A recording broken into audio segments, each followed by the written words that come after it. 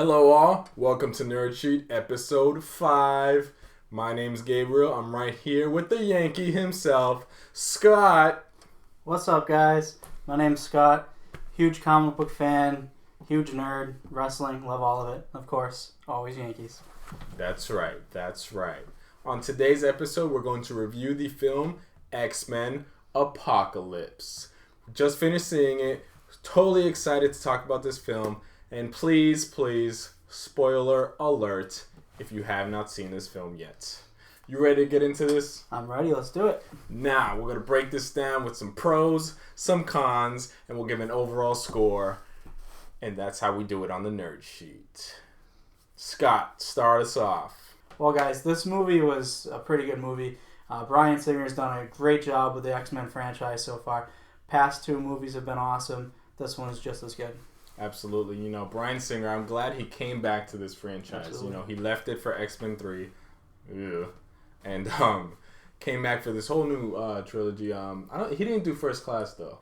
No, he was a producer on it and very involved. But he came back to direct with Days of Future Past. Awesome movie. Knocked it out of the park. And now we're here at X-Men Apocalypse.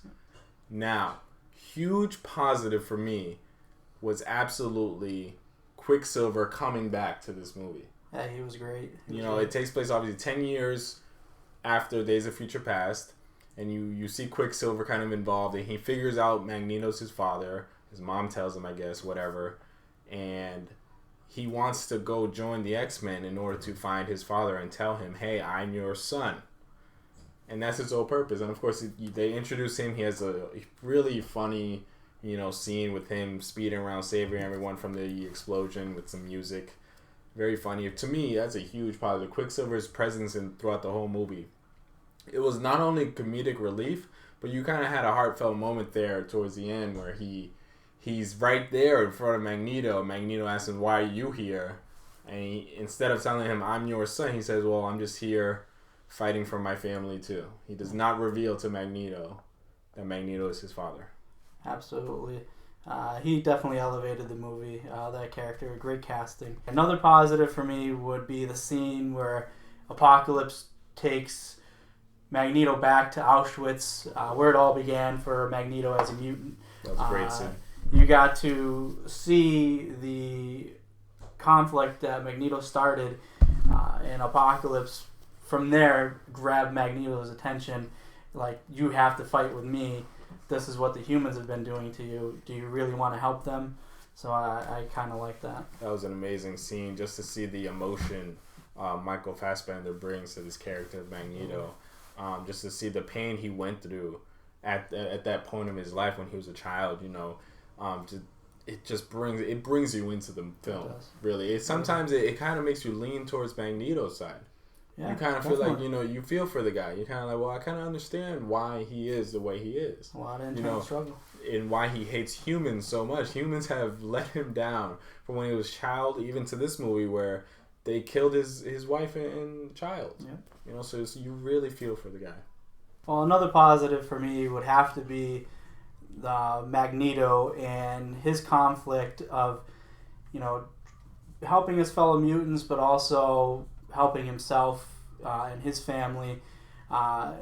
People don't remember that he's actually fought more times with the X-Men than against them. And I like that he was able to come to his senses and realize that he's being used by Apocalypse for evil. And, he comes to realize that, and he flips the switch really fast. And that to me, I love that, the conflict within that he has. Absolutely. This X-Men franchise really introduced a lot of new mutants that we hadn't seen on the big screen yet. You have Olivia Munn's version of Psylocke, which I thought was spot on. The costume was great. She was pretty badass, if you ask me. Pretty badass. Her fight with Beast towards the end, that was a pretty epic fight. Finally, we see Beast actually go into some Beast mode and actually kick some ass, too. A big positive for me would be the presence of Phoenix. We actually got to see a really good version of Phoenix, not like the last stand Phoenix. That was kind of garbage. But just her just letting go and seeing it, on screen was awesome. You know, we see it in the comic books, but now we see it on screen, and I think they did a great job of really honing in on Phoenix and all of her powers, because she's one of the most powerful mutants in the universe. Absolutely. You know, I really do hope they make up for that awful rendition of Phoenix in X-Men 3. Absolutely. Because the Phoenix Saga is such an epic point in comic book history. Mm-hmm. And so they really need to do it right in the movie world. And I think with this new Jean Grey we have now, you get just a little hint of that Phoenix power she has in this movie. And it really just opens the door on so many possibilities they can have for the future movies with Dark Phoenix. I did like in this movie how they had they kind of introduced a little spark between Scott Summers, Cyclops, and Jean Grey. Of course, you know in the comic books we all know huge romance, married, children, the whole 9 yards. But in this movie, you know, this is when they first meet. So it's kind of nice to see the moment where they first meet. Mm-hmm. And you see a little spark. They start to develop a little relationship.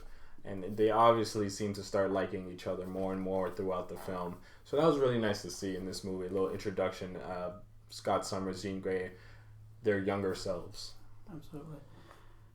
I would say I'm spot on with that, especially when he gets the glasses and he's able to see her for the first time. Yeah. That was kind of cute there, but spot on. Another positive for me would be the end credits with when they take Wolverine's DNA and they put it in the briefcase, and you see on the briefcase Essex Corp, which it can only mean one thing. It can only mean Mr. Sinister and the X-23 project, which I'm hoping is what they're leaning towards in the new Wolverine movie. We got a little glimpse of it, so hopefully that's where they're taking the fans. You know, what's really cool about the Mr. Sinister character is you can have him in the next X-Men movie as the big bad, and he can also be the big bad for the Wolverine movie. Absolutely. He could still be in presence in both movies. You know what I'm saying? He's that much of a big character, and especially with the whole cloning projects he does with DNA, cross genetics, all that stuff. It's really good to have in this universe a big bad like that doesn't die. I don't want him to die. I want him to live on and just keep being a big bad in maybe 1 or 2 movies. Yeah, he's one of the biggest villains that the X-Men fight. So to see a little hint at that made me really happy. Absolutely. Negatives. Scott, what do you have for some of your negatives for X-Men Apocalypse? One of the negatives I have for Apocalypse is they gave very little depth to the characters of Storm, Angel, and Psylocke. We didn't really get to learn about them. It was just mainly Apocalypse showing up and taking them over and putting them on his army. We didn't get to see any, story of Angel. We just saw him cage fighting, and the same thing goes with Psylocke. She was working with that other mutant, running an illegal whatever they were doing down there. Well, it looked like a illegal immigration thing, like giving people fake identifications and stuff for mutants. But yeah, I totally agree. It was kind of like he just shows up and is like, Arnold Schwarzenegger, come with me if you want to live. And they're just like, yes, I will go with you. It just... he helped them. Yeah, I will fix your wings, Broken Angel. I will make Psylocke more powerful. I will give Storm white hair. I mean, it was a little I kind of wanted a little more. Like, the way he brought Magneto into his 4 Horsemen, I thought was great. He brought him to Auschwitz. It really showed him. That was convincing. I was not convinced by the way he recruited the other 3. Absolutely. It was not very convincing. Do better, Apocalypse. Come on. Come on, man. Come on. Definitely, I think a negative that maybe a lot of people have, maybe not. I don't know. I know we do, and a lot of other comic book readers we know have the same negative about Mystique in this trilogy that we just had with, of course, First Class, Days of Future Past, and now X-Men Apocalypse, where Mystique is a good guy, a good lady, and part of the X-Men and fighting alongside the X-Men. Where in the comic book, she's not really like that. She's always been part of the Brotherhood of Mutants with Magneto, and yes, always fighting for mutants, but of course in the Magneto style, I guess you would say. she's never actually stood like that with the X-Men, always being a good guy.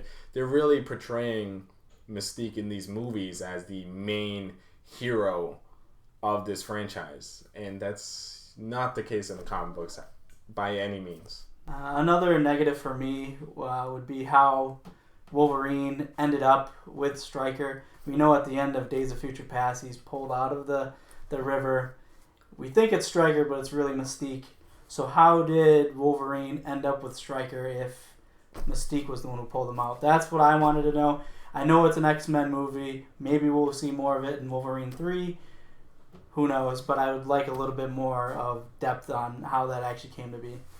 Like, come on, Bryan Singer. Like, you left us with a really cool ending to Days of Future Past. We're like, oh my god, it's Mystique. What's going to happen? And you do not address it at all in Apocalypse. What's the deal, bro? Come on, dude. It's ridiculous. Don't last stand us. Yeah, please. Gosh. So that's our review. If you don't like it, that sucks. Make your own YouTube channel and review it. And then I'll comment on your video saying how much you're wrong. Nerd Sheet, what up? Scott, what would you give X-Men Apocalypse 1 out of 10, a final score for this film?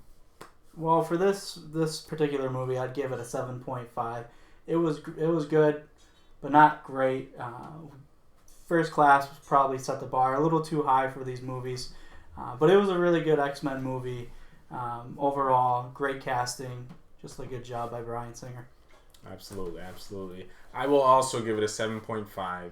Would have been a 7 if Quicksilver was not in it, but Quicksilver bumps it up a little bit because his character was pretty awesome. And Phoenix, she definitely bumps it Phoenix up to a 7.5. Bumps it up. But yes, I would give it a 7.5. All the same reasons you did. First Class really did set the bar high, and Days of Future Past was also a great film. Great. But yeah, 7.5, which isn't a bad score. No, great movie. I approve. You should watch it because this is the Nerd Sheet. That's how we do here. Scott, let them know where they could find you online. Well, guys, you can find me on Twitter. My handle is Scott9406. Talk nothing but comics, sports, nerdy things. Yep, that's how we do. You can find me on all social medias at The Nerd Sheet. It's at Nerd Sheet, not the. I took the out. I thought the was kind of, just Nerd Sheet by itself. You know what I'm saying? Simple. At Nerd Sheet. Everywhere. Instagram, Twitter, Facebook.com/NerdSheet, Snapchat at NerdSheet. Email me, nerdsheet@gmail.com. Any questions, topics you want us to talk about here on the Nerd Sheet. Subscribe, share, like, be awesome, stay great. Stay nerdy. Stay nerdy.